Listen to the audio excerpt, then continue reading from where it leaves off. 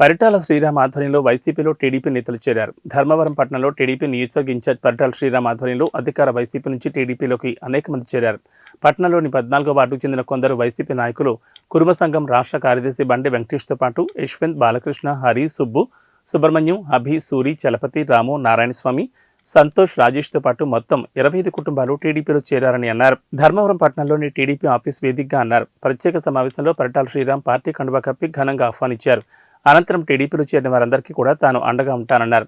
ఎప్పుడు ఏ పని వచ్చినా, ఆపద వచ్చినా తాను తన సహాయ సహకారాలు అందిస్తానని తెలిపారు.